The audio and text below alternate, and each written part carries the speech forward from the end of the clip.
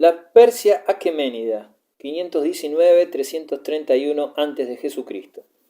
Tras el efímero dominio de los medos, sus hermanos de raza, los persas, procedentes de Fars, en el sur del país, constituyeron en el Irán un gran estado caracterizado por su sorprendente capacidad de organización.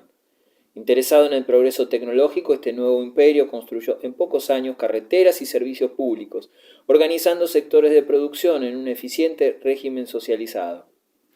En contraste con Grecia, donde casi todo se hizo por iniciativa privada y en medio de rivalidades entre las distintas ciudades, la rápida ascensión de Persia bajo los aqueménidas fue fruto de la planificación. Los persas no levantaron templos. Su culto ario, análogo al de los Vedas indios, no requería más que altares al aire libre, en lo alto de las colinas. La gran creación arquitectónica aqueménida fue el Palacio Real, en cuya estructura se siguieron modelos hititas o mesopotámicos, traducidos a una excelente talla de piedra. En esta arquitectura adquiere una importancia decisiva el empleo de columnas de piedra, combinado con el envigado de madera de ciprés, en vez del sistema de cubierta pétrea de las salas hipóstilas egipcias. Ello permitió levantar columnas mucho más ligeras y esbeltas, así como obtener grandes espacios iluminados entre ellas. La típica columna persa, estriada como la griega, tiene una base en forma de flor de loto invertida, bajo un pequeño cojín, tomada de Egipto. En su capitel, un dado estriado con volutas igual a las patas de los muebles asirios lleva pares de bustos de toro, como los animales de apoyo hititas que sustentan las vigas longitudinales sobre sus lomos y las transversales sobre sus cabezas. Para los cerramientos solía emplearse jambas y dinteles de piedra y muros de ladrillo. El mayor palacio persa es el del rey Dariwayanch de Persépolis, erigido alrededor del año 500 a.C., completado poco después por Kiyacha. Se alzaba este edificio en la ladera de un monte sobre una vasta terraza de 450 metros de largo por 300 de ancho, a la que se accedía por escalinatas. De la primera etapa quedan las jambas de la entrada y las bases de la gran apadana o sala hipóstila, totalmente arrasada en la actualidad, llamada de las 100 columnas. La apadana de Kiryatcha, construida en tiempos de las guerras con Grecia, se conserva en una gran parte. Se halla situada en lo alto de una plataforma accesible por escalinatas y flanqueada por muros almenados con relieves. En los 4 ángulos se alzaban otras tantas torres con nichos y contrafuertes, decoradas al modo mesopotámico. 3 hilani formaban los pórticos exteriores, mientras que la sala hipóstila se alojaba en el centro y en la parte posterior. Las columnas que se conservan de los hilani y de la sala, grabadas y estriadas, superan en elegancia, perfección y dimensiones, casi 20 metros de altura, a cuantas columnas construyeran los griegos. Del propileo del palacio de Kiryatcha han resistido el paso del tiempo las jambas con toros colosales y leones con cabeza humana cubiertas de tiara. Es decir, una temática semejante a la que veíamos en el palacio asirio de Dur-Sarroquín en la segunda mitad del siglo V a.C. El sucesor de Kiryatcha levantó en Susa, la capital del Elam, un palacio con apadana hilani y muros revestidos de cerámica de colores vidriados, como los palacios de Babilonia. Artesanos de raza sumeria con gusto asirio prepararían los bajorrelieves policromados de estos muros de ladrillo con leones y animales fabulosos, destacando en especial el conocidísimo friso de los arqueros inmortales. La escultura persa parece derivar de la plástica turgente, redondeada de los hititas, pero tratada con una minucia y una precisión nuevas en la que se percibe la intervención de artífices del Asia Menor, educados en el ambiente griego. En los bajorrelieves de la apadana de Persépolis se impone este estilo convexo y simple, en contraste con el modelado bajo y nervioso de los asirios. En las jambas de la época de Dariwayanch aparecen relieves glorificadores al modo egipcio, con el rey entronizado y registros de cautivos. También figuran temas mesopotámicos, como la lucha simbólica del rey contra los monstruos, punto de partida de la iconografía que llegó hasta el San Jorge medieval. Nada se ha conservado del arte textil aqueménida, pero sabemos que, con una temática mesopotámica, fue el más prestigioso de su tiempo.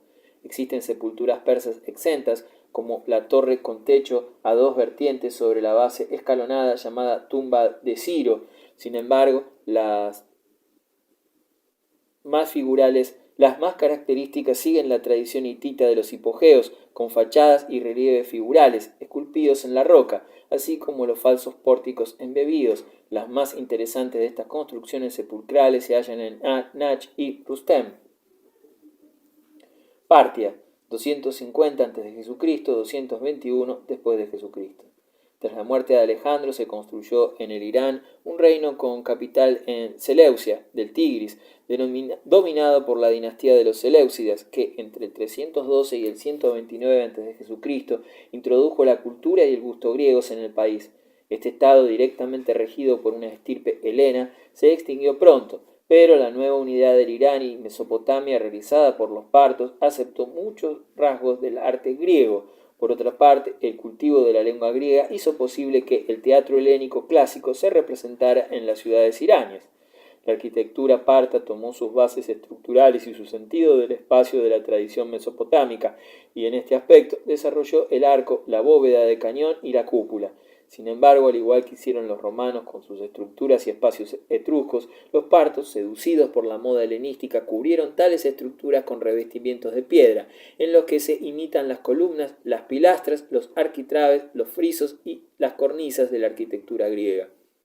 Tal síntesis aparece en el monumento más importante del arte parto, el Palacio de Atra, cerca del Tigris, con una gran fachada en 3 vanos, en una sala monumental cubierta con cúpula y 2 salas flanqueantes en bóveda de cañón. El Palacio de Assur, menos helenizado, ofrece también una fachada monumental con un gran arco de acceso que centra los muros.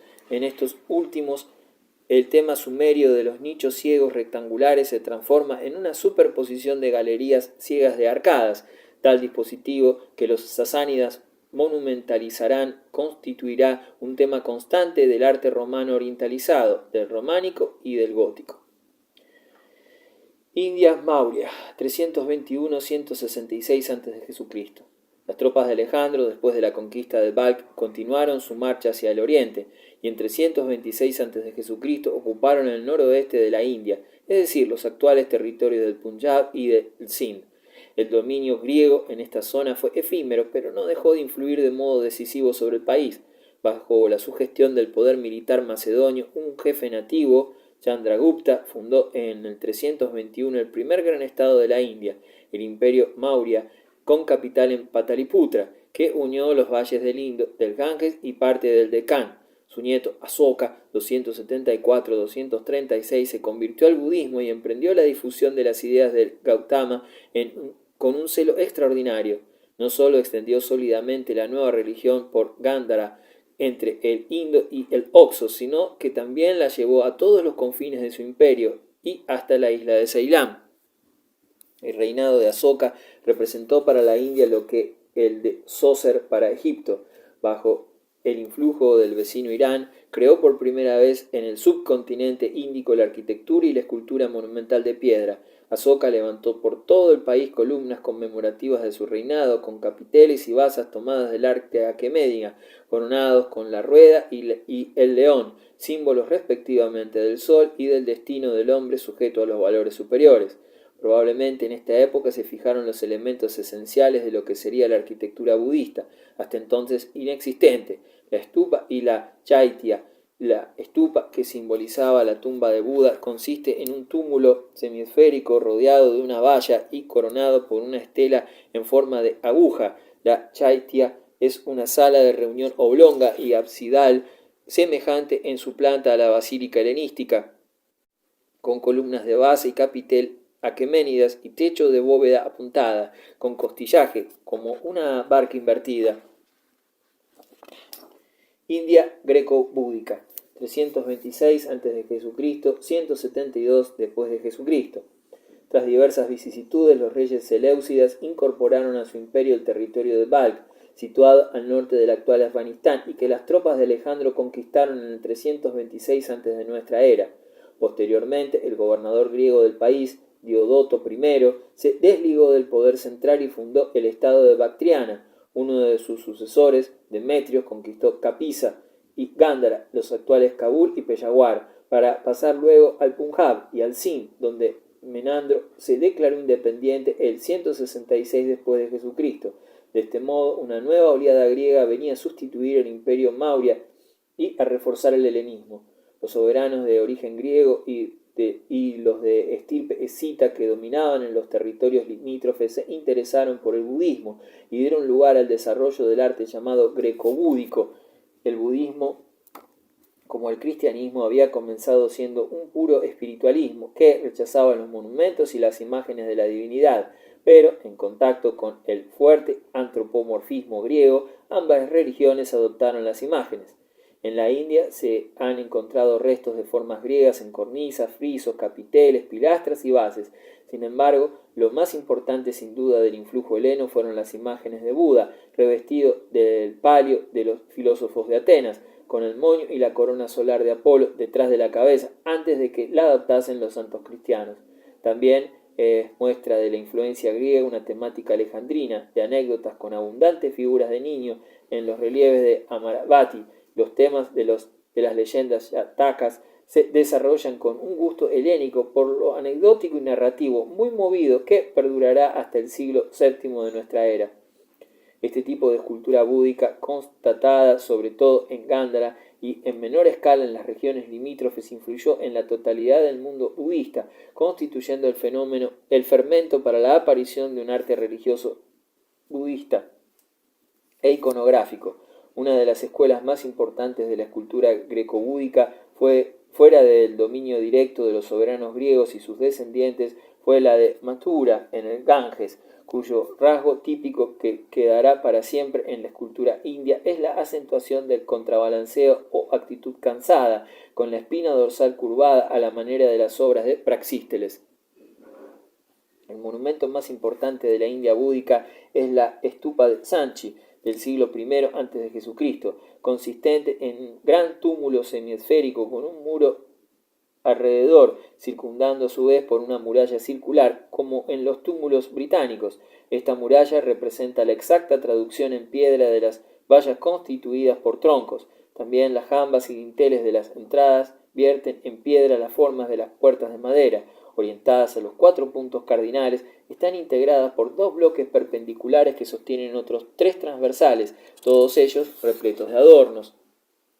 En el interior del recinto, un podio cuadrado sirve de apoyo a una estela cuya forma de triple parasol se convirtió en el modelo tradicional de las obras de este tipo. La ornamentación escultórica a base de relieves muy compactos que parecen más propios de un tallista de marfil que de un lapidario, cubren todo el conjunto con multitud de escenas alusivas a la vida y maravillas de Buda. La tendencia naturalista aparece en la representación de animales como elefantes, búfalos, antílopes. La época en que se levantó la estupa del Sanchi coincide con la extinción de los reinos greco-búdicos. Sin embargo, los nuevos invasores, los escitas, aunque procedían de China, eran portadores de una carga de helenismo adquirida en sus correrías nómadas por las regiones del Mar Negro. Así, la nueva dinastía de los Kuyan acuñó monedas con la efigie de Buda, de estilo griego y con inscripciones en caracteres helénicos. El rey Kanishka, muerto en el año 172 de nuestra era, fue el más celoso protector del arte religioso greco-búdico. Escitas, 500-100 a.C. Hacia el 400 a.C., los escitas empezaron a poseer una arquitectura pétrea, sus ciudades, muy fortificadas para defenderse de las correrías de los sármatas, presentan a veces murallas imponentes de 8 y hasta 12 metros de espesor, con puertas flanqueadas por 2 torres como las hititas, asirias y babilónicas. También utilizaban la piedra en la construcción de las casas, cuyas primitivas cubiertas de hojarasca fueron sustituidas por verdaderos tejados. Introdujeron asimismo el uso de columnas y bóvedas. En la arquitectura funeraria, los escitas de este período nos han dejado sepulcros en forma de torre de 2 pisos, al modo de los de Licia y los helenísticos. Sin embargo, las tumbas de sus jefes, al igual que las megalíticas, consistían generalmente en pozos cubiertos por falsas bóvedas de piedra, a veces bajo túmulos de unos 9 metros de altura, pero que en algún caso alcanzaban más de 20, con un perímetro de 250 metros. En las estelas de estas tumbas, a modo de estatuas menhir, se esculpía la efigie del difunto acompañado de sus armas y atributos. En ocasiones la indumentaria se revestía con hojas de oro. El conjunto monumental más importante de este arte está representado por los restos de la ciudad de Neápolis, Simferopol, residencia del rey escita Esquiluros del siglo II a.C.